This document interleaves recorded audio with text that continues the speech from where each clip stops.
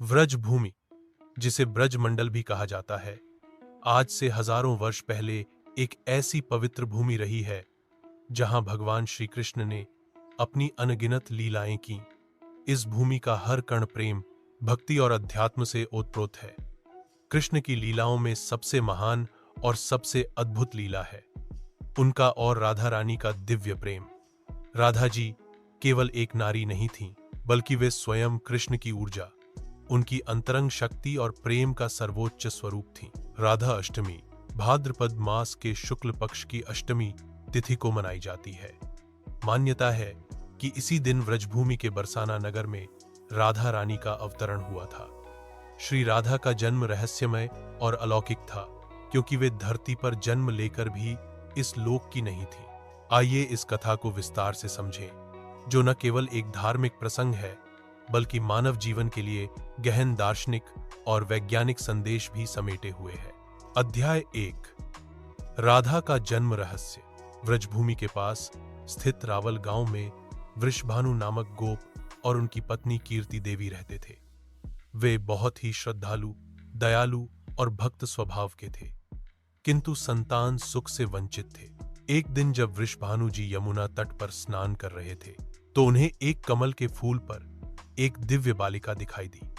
उस बालिका का शरीर स्वर्ण के समान चमक रहा था। वृषभानु जी ने उस बालिका को अपनी पुत्री मानकर घर ले आए। यही बालिका आगे चलकर श्री राधा रानी के रूप में पूजी जाने लगी। कहा जाता है कि जन्म के समय राधा रानी ने अपनी आंखें नहीं खोली थीं। सभी को आश्चर्य था कि यह दिव्य बालिका देख क्यों नहीं रही। किंतु जब नंद बाबा अपने पुत्र कृष्ण को लेकर वृषभानु जी के घर आए और कृष्ण बालक राधा के पास आए, तभी राधा रानी ने अपनी आंखें खोली, मानो उनके नेत्र केवल कृष्ण के दर्शन के लिए ही बने हों। यह घटना प्रतीक है कि प्रेम और भक्ति तभी पूर्ण होती है जब वह भगवान से जुड़ती है। अध्याय 2, बचपन की लीलाएं। बरसाना और नंदगांव की गलियां राधा कृष्ण की बाल लीलाओं से सदैव गूंजती रहती। राधा रानी बचपन से ही अद्वितीय रूप से सुंदर थीं। उनके सौंदर्य की तुलना स्वयं लक्ष्मी से की जाती थी। कृष्ण और राधा का संबंध केवल सांसारिक नहीं था, बल्कि दिव्य और शाश्वत था। जब भी राधा और कृष्ण खेलते, तो पूरा ब्रज आनंद से भर जाता। गोपियां गाती, राधे राधे जपो चले आएंगे बिहारी। कृष्ण की बांसुरी की ध्वनि जब भी गूंजती, तो राधा रानी सबसे पहले आकर्षित होती। कहा जाता है कि कृष्ण की बांसुरी केवल राधा रानी के लिए ही गूंजती थी। अध्याय 3, राधा और कृष्ण का प्रेम। राधा और कृष्ण का प्रेम संसार का सबसे अद्भुत और अलौकिक प्रेम है। यह प्रेम देह का नहीं, आत्मा का है। कृष्ण भगवान विष्णु के अवतार माने जाते हैं और राधा उनकी ह्लादिनी शक्ति, आनंद शक्ति है। जैसे सूर्य और उसकी किरणों को अलग नहीं किया जा सकता, वैसे ही कृष्ण और राधा को अलग नहीं किया जा सकता। उनका प्रेम दिखाता है कि सच्चा प्रेम न स्वार्थ से बंधा होता है, न ही वासना से। यह केवल आत्मा का आत्मा से मिलन है। अध्याय 4, रासलीला और महिमा। एक बार शरद ऋतु की पूर्णिमा को कृष्ण ने अपनी बांसुरी बजाई। उस ध्वनि से मोहित होकर सभी गोपियां वन में आ पहुंची। कृष्ण ने सबके साथ रास रचाया, किंतु उस रास में भी सबसे महान स्थान राधा रानी का था। कहा जाता है कि जब राधा रानी कुछ देर के लिए रास से चली गईं, तो कृष्ण ने लीला ही रोक दी। यह इस बात का प्रतीक है कि राधा के बिना कृष्ण अधूरे हैं। अध्याय 5, राधा अष्टमी का महत्व। भाद्रपद शुक्ल अष्टमी को राधा रानी का जन्मोत्सव पूरे वैष्णव समाज में अत्यंत श्रद्धा से मनाया जाता है। इस दिन व्रजभूमि में विशाल मेलों का आयोजन होता है।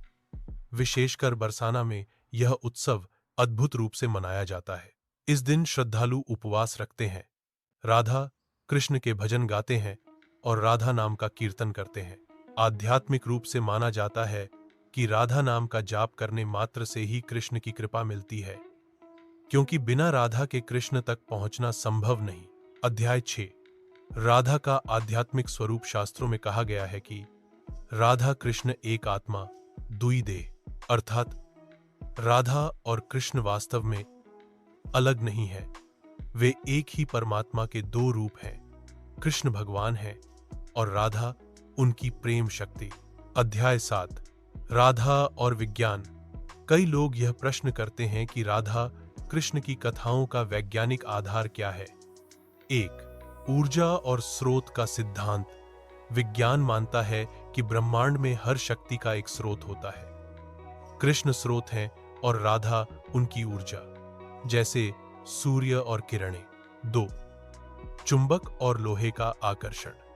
जैसे चुंबक लोहा अपनी ओर खींचता है, वैसे ही कृष्ण की बांसुरी की ध्वनि सभी गोपियों को खींचती थी, विशेषकर राधा को। 3, क्वांटम एंटेंगलमेंट। आधुनिक भौतिकी बताती है कि दो कण दूरी पर रहकर भी जुड़े रह सकते हैं। यही राधा कृष्ण के प्रेम का वैज्ञानिक प्रतीक है। अध्याय 8, राधा का संदेश। राधा रानी हमें सिखाती हैं कि प्रेम निस्वार्थ होना चाहिए। भक्ति में समर्पण ही मुख्य है।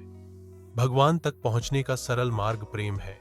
आज के युग में जहां लोग संबंधों में स्वार्थ ढूंढते हैं, वहां राधा कृष्ण का प्रेम हमें शुद्ध आत्मिक प्रेम की प्रेरणा देता है। राधा अष्टमी केवल एक पर्व नहीं, बल्कि यह प्रेम, भक्ति और समर्पण का उत्सव है।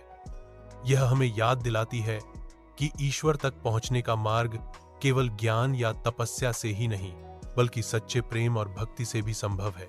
राधा रानी का जीवन यह संदेश देता है कि जब तक हमारे भीतर प्रेम और भक्ति का भाव नहीं होगा, तब तक हमारा जीवन अधूरा रहेगा।